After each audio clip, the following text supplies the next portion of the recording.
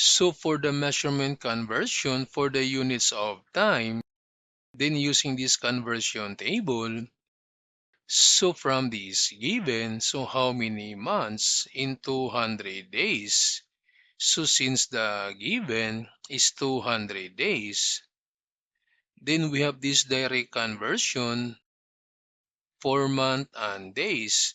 So therefore times, so in the conversion, since days is the given, so therefore days must be in the denominator and month must be in the numerator. So we have this 1 month is equal to 30 days. Then to simplify, so we can cancel now these days. Then we can put over 1.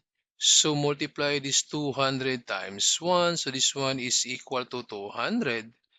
Then over 1 times 30. So this one is 30. Then we have now this month.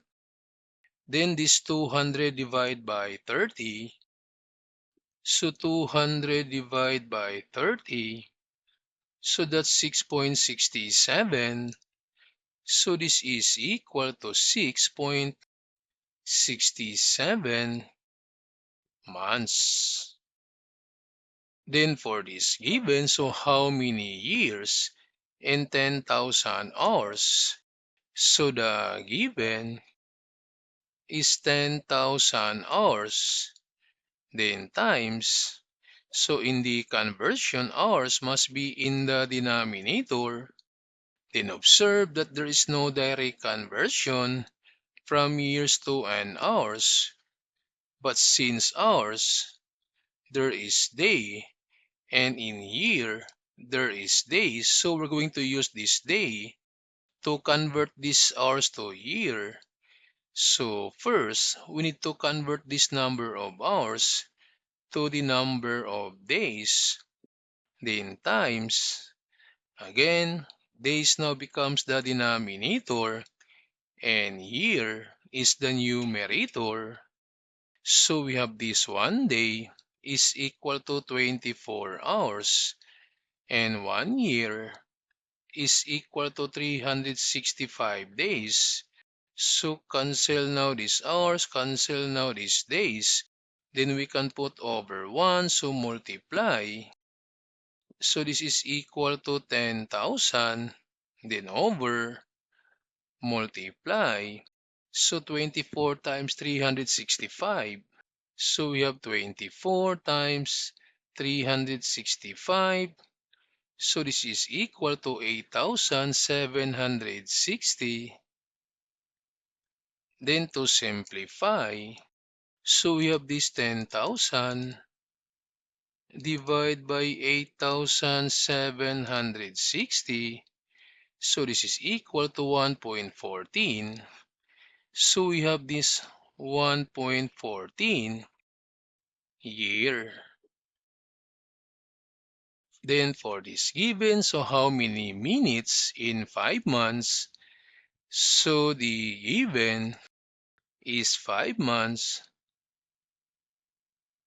Then times, so again, months now is in the denominator. Then observe that there is no direct conversion from minutes to months. So therefore, since minutes, we have this an hour, and hour, we have this day.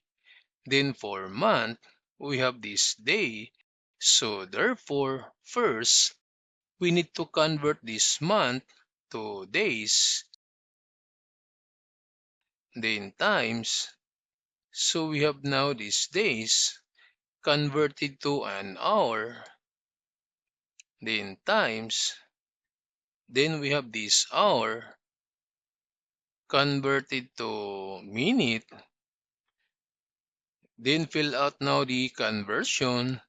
So since we have this 1 month is equal to 30 days and 1 day is equal to 24 hours, then 1 hour is equal to 60 minutes. So to simplify, so again, cancel now this month, cancel now these days, cancel now this hour. So we have now the minute. So we can put over 1. So multiply all the numbers in the numerator.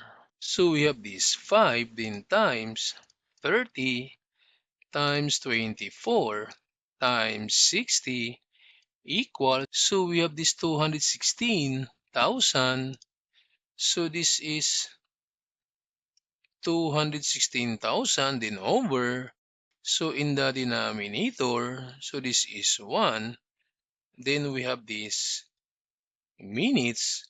So therefore, this is equal to 216,000 minutes.